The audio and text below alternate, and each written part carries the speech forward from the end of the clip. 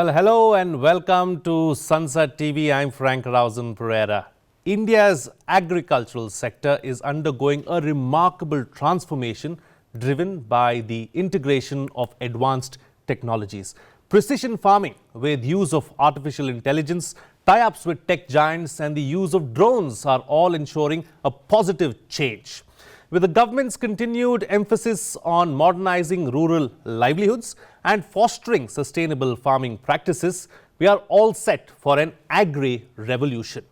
The kind of impetus we give the sector going forward can be pivotal in empowering farmers, strengthening local manufacturing and contributing to growth. There will be immense expectations from the upcoming union budget to give agriculture the techno push that is needed. It is in this backdrop that we will analyze India's agriculture transformation. Joining me on the program today are Mr. Devesh Chaturvedi, Secretary, Department of Agriculture and Farmers Welfare, and Professor Ramesh Chand, Member, Niti Aayog. Thank you to both my guests for joining me on this special telecast. Professor, let me start the program with you first, and let's try and understand and see how agriculture has really transformed in our country. What is the kind of technology that is being used and where agriculture is headed? The transformation of agriculture assumed different forms over time during different phases. I would speak about the recent transformation, that is the transformation of agriculture that has happened during the recent 10 years, particularly after year 14-15. In this period, the growth rate of agriculture and allied activities has moved very close to 4%, which is unprecedented. In fact, if you pick up the 7 year between 17 and 23, the growth rate has been more than 5%. This kind of growth never happened in history of agriculture in India. Then second is that if you look at the composition of this growth, if you look at quality of this growth, again it is different than what happened in the past. That in the past the sources of growth used to be cereals, rice, wheat, then we became surplus in these crops. But in last 10 years, you find that the major drivers of growth of Indian agriculture is diversification, it is high value agriculture, it is horticulture, it is livestock, it is fishery. So, as we are putting emphasis on improving our nutrition security, not only emphasizing on food security, so you find that the composition of growth is toward those kind of things, which to my mind is qualitatively superior compared to the growth rate which was there earlier. Absolutely. One more dimension yes, I would like to add to that, how it is qualitatively different. During last 10 years, again for the first time in history of Indian agriculture, real prices of farm produce in 10 years have increased by 26%. So, you can imagine that if real prices have increased by 26%, which means that the prices received by farmer have risen 26% more compared to the overall price index in this country, that has huge positive impact on income of the farmers. Absolutely. So, if we sum up the two, the growth rate in output and this improvement in real prices received by farmer, again the growth rate in income of the producer or income of the agriculture sector comes out to be more than 5.5%. So, these are unique achievement of last 10 years, which I would say are not only transformative, even this transformation of much higher order than witnessed in any earlier phase of Indian agriculture. So, it has been a true game changer is what Professor Ramesh Chand is suggesting and saying that the net has widened. So, this has helped farmers on the whole. Mr. Chaturvedi, I'd like to bring you in here now, and let's try and understand, the kind of new technologies that we are trying to adopt really as far as farming is concerned, the new schemes which are focused on technology as well. One of the schemes that is supremely popular is the Drone Didi scheme, and several others that have come up in the recent past, which farmers are making use of. Yeah. So, as mentioned by Sir, the transformation is, of course, in terms of diversification into high value crops. Apart from that, there is a paradigm shift in the way services have to be delivered to the farmers.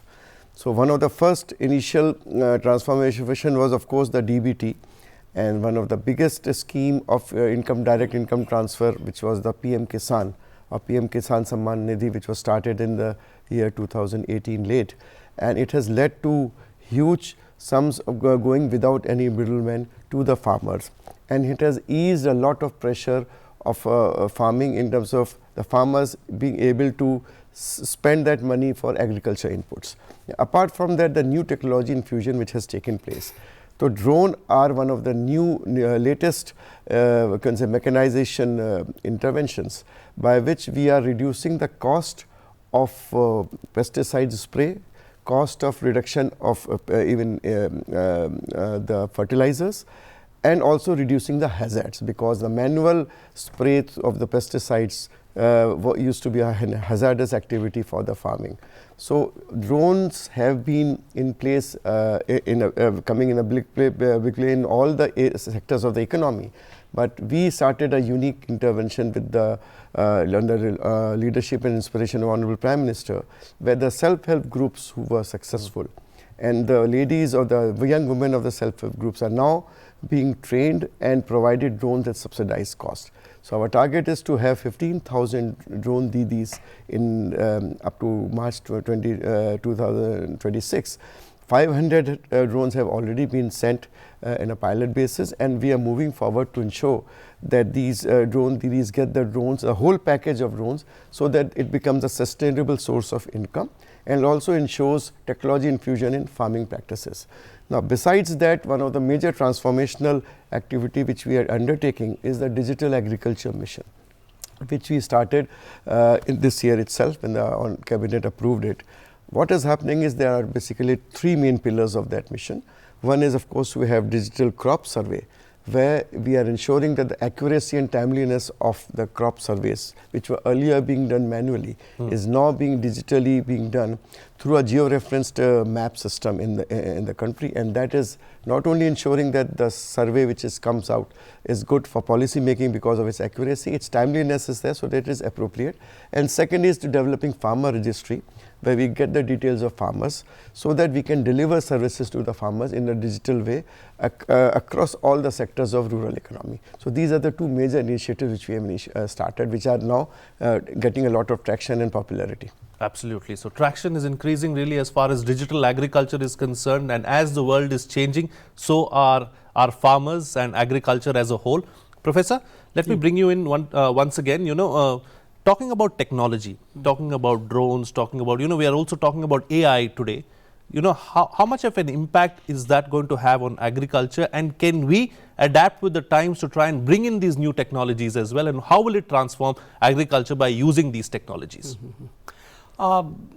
The technology like AI, as of now we are talking of promise, that it holds a lot of promise for every sector, including agriculture. This is being tried in some of the areas, and if this technology, the potential of this technology already proved in manufacturing and in many other areas. In order to take benefit of this technology, we need to have some kind of data set, which ministry is already working. Ministry is, I would say, preparing itself that we take advantage. We are in a stage of readiness to take benefit of this kind of artificial intelligence. In some area it is already happening. It is not that it is not happening. For example, a farmer taking picture of if there is some disease, he shares it with the portal created by Ministry of Agriculture and Agriculture Research Institutes. So, you without physically going there, just verifying, diagnosing what kind of disease it is and offering what kind of solution should be there. These are elementary kind of application of AI. AI can go much beyond, like since our agriculture, even after 56% area under irrigation, still it depends upon say monsoons. So, through AI, if we are able to make correct assessment when the rainfall is likely to come in a particular region, particularly in the rain-fed region, a farmer can decide when he should go for sowing, what kind of crop he should be sowing in order to get maximum output. So, I would say that technology like AI, they are the frontier technology, they are the futuristic technology. Right now, the benefit may look to be very, very small, but in future they are going to play major role, and Ministry of Agriculture is already preparing that we need to have right kind of situation in terms of data stacks, information of farmers and other parameters, so that we can take advantage of this technology, and we are not behind many other country in terms of this technology. I would just like to add one Sure, thing. please. That it is not only that these technologies generally more accurate, generally you just find that without human interface they reduce the cost etc. But in many cases they provide that information which is not there in the normal advisory system or in the extension system, because they take into account the entire system, process the information, then generate it. The biggest advantage of AI to my mind will come from cost reduction. And that is what is needed in case of Indian agriculture, that we need to be more efficient, we need to be more competitive. We are now surplus in large number of commodities. For that we need to be export competitive. We need overseas market to sell that produce. And secondly, when efficiency of any production process is improved, it generally is more sustainable. Absolutely. It has positive impact on natural sources and all those things, greenhouse gas emission, etc. That if you know that precisely we should apply fertilizer at such time and in such way, then the efficiency of that fertilizer used, which right now is 35–40%, can be taken to 70%. Absolutely. So, because of that, whatever other than economic benefit, the climatic effect, environmental effect, so there is a big gain in those areas also. So, it will have a multifold positive cascading effect really as far as getting this right is concerned is what you are saying, and I think that is what is going to happen really in the near future. Mr. Chaturvedi, I would like to bring you into the picture once again. We are talking about technology, we are talking about technology sharing as well. So, are we looking at some kind of tie-ups with some tech giants, with countries that have this technology already, and we would like to implement that here as well? What is happening on that front? You see, as mentioned, that AI has a huge potential to improve the services delivery to the farmers, and also to ensure that they get accurate information in very quick time. So, one aspect of it is its implementation directly, and as mentioned, we launched this national pest surveillance system, where a photograph of on the WhatsApp is sent to the system, and they give the first advisory that this is the likelihood of a disease, and then the remedial action immediately by the extension workers takes place. Similarly, we had this huge number of complaints coming under PM Kisan, and most of it were queries. So, we launched this AI chatbot called Kisani Mitra, and more than 92 lakh queries have been answered very satisfactorily through, and that led to reduction in the normal complaints to the CP grams or other. So that sort of initial work has already started. Now we have an AI roadmap. The AI roadmap is basically something which we have finalized, where the data sets of various aspects like the weather data, the pest surveillance data, the normal marketing data, what are the best markets across the country, within the country, outside, all that will be integrated, and based on the farmer's own what the person has, we'll get the input from the farmer, what the person is growing, how much is the land, what is the agroclimatic zone where the person is located, and then we will give precise extension services to them.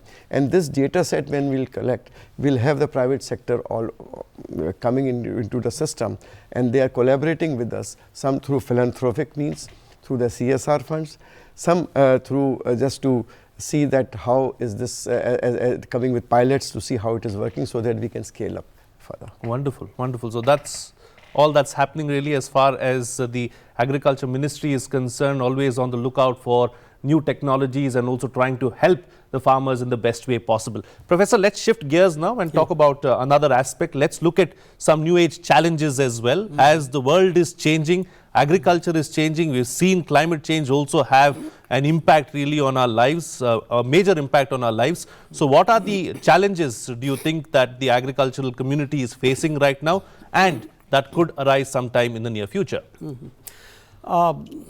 One is that agriculture community is facing. Second is that the sector as a whole or nation as a whole is facing some kind of challenges.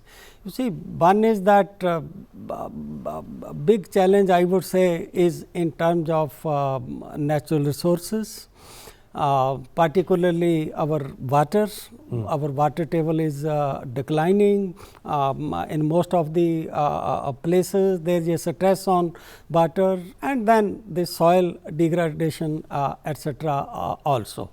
So it is not that they are only the challenges, that we need to respond to those challenges because solutions exist. If solutions do not exist, then we can say it is a fait accompli, we can do nothing. But since solution exists, like I want to share one thing with you, that how we are preparing ourselves to face those kind of challenges. In order to address this issue of water, if you look at use of water per ton of food, in India it is much higher than what is the world average. Because we apply flood irrigation at most of the places, but this power is also free. So, cost consideration is not there. So, you find that excessive and indiscriminate use of water. But then with Pradhan Mantri Krishi Sinchai Yojana, we came with the more crop per drop, and about 8 years back, we were not adding more than 5-6 lakh hectare area under micro irrigation. But during last 7 years, we are adding 1 million hectare area under micro irrigations. So, you can imagine that if you are having micro irrigation instead of flood irrigation, the water savings are huge. This is one area. Second is this issue of climate change. I think we need to take it seriously. First of all, awareness about climate change. The contribution of agriculture in our country to the total emissions is about 13-14%, which is less than what is its share in the overall economy of the country. Whereas, in many countries, particularly developed country, the impact on climate change of agriculture is so huge that it is 8-10 times what is their share of agriculture in the economy. So, there again, if you move toward efficiency, if you move toward new practices, like in case of crop sector, rice is the major emitter. Because when rice is grown under this standing water conditions, then there is a lot of emissions. So, ministry and many other states, they are going for direct seeded rice, alternative wetting and dryings, that if you adopt those kind of practice, then the level of emission comes out to be much less. So, what is important is that government is aware about these kind of things. We need to increase this awareness in the society and among farmers also, that ultimately we should adopt those practices in case of farming, which results in lower greenhouse gas emission. So, to my mind, from long term point of view, this challenge of sustainability and climate change is important, and I think they are already geared up to address that. All right. So, the ball is now in your court, Mr. Chaturvedi. So, the areas of concerns that you would think that we need to address in the immediate near future. Yeah, as obviously one of the straight impacts of climate change is the changing weather pattern. We have prolonged heat in the Rabi season, and we have drought-like conditions followed by excessive rains in Kharif conditions. So, what we are doing, we are starting from the seed. So, seed research itself is an important aspect. So, you must have known that in a few months back, Honorable Prime Minister released 109 varieties which were all climate resilient variety, both of horticulture and food grains. So, the climate resilient varieties which have been released, now our endeavor is to ensure that these varieties straight away go into the seed chain, reach to the farmers. And farmers, knowing fully well these are the challenges, they know about it because they have suffered because of productivity losses. So, they are very quick to adapt it. And we will like that this research will continue to have more and more meeting the challenges in different cropping systems. So, that is the first thing, to get the research done, get the new seed varieties which are climate resilient, and straight away send it through to the system to the farmers. That is the first thing. Second, as mentioned, that the organic carbon of the soil has reduced. It has come to 0.3 to 0.5%, though ideally it should at least be 0.9 to 1%. So, for that there are two aspects which we are working on. First, of course, is the soil health card scheme, which provides the farmer the optimum use crop wise for the fertilizer, followed by a sort of and we are regularly strengthening our extension systems with to ensure that farmers are also informed about it, and they are also sensitized about optimum use of fertilizer, the chemical fertilizers. And alternatively, we have started this new national mission for natural farming, which is again something which technology which has been proven traditionally in our country, and now we are taking it through, not just through the scientific validation, but also through the farmers who are already practicing it, and we will propagate it, and it has demonstrated that farmers' income increase, soil health improves with proper cropping cycle and with the use of natural farming. So, that mission which has just been launched will be also an important demonstration on how sustainable practices can help without reducing any sort of production or productivity. Absolutely. All right. Professor, coming back to you now, do you have a budget wish list? At the end of the day, the budget is around the corner really as far as the agriculture sector is concerned. What do you think should be the priorities, and what is your wish list?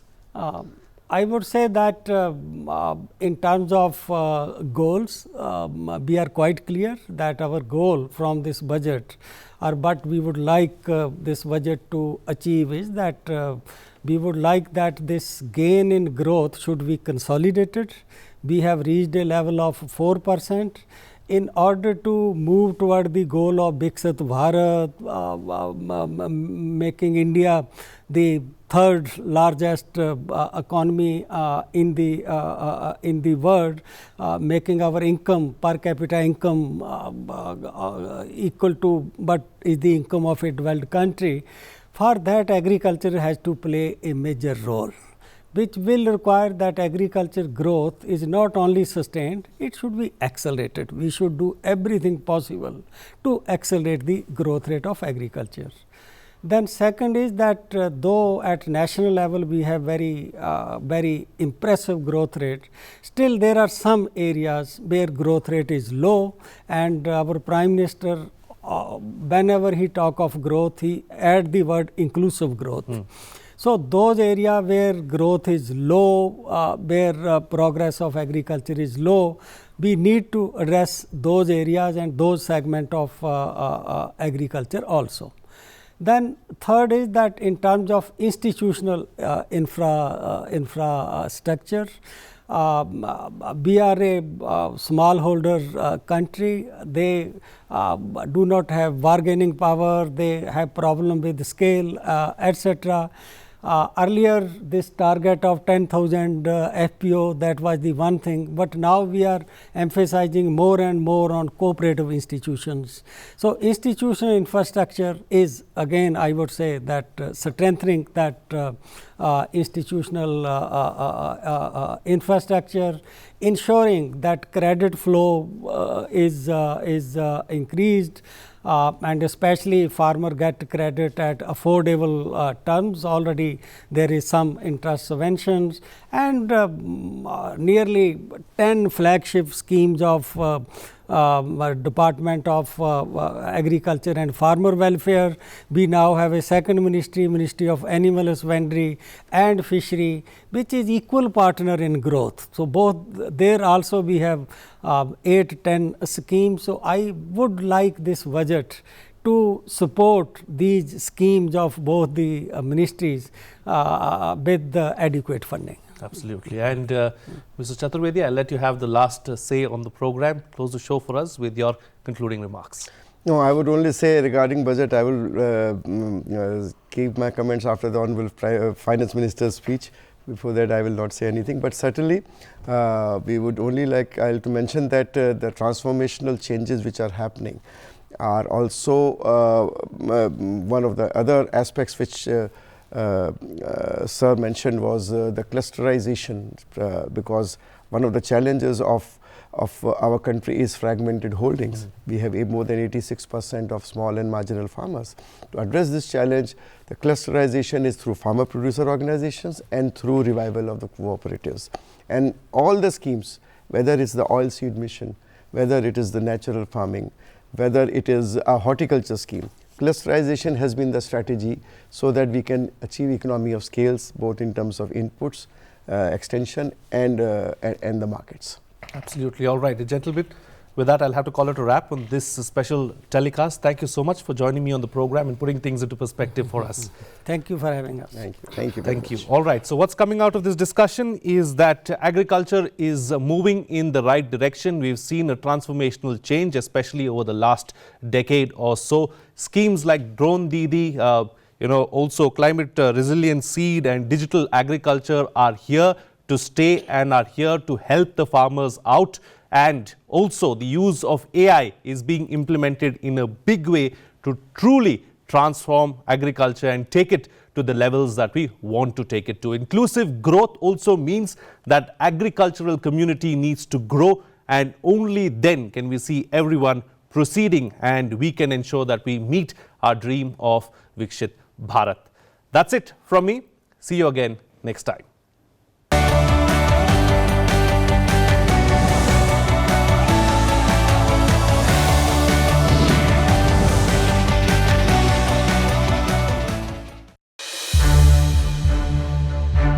To watch more programs of Sansad TV, subscribe to our YouTube channel and don't forget to like and share them.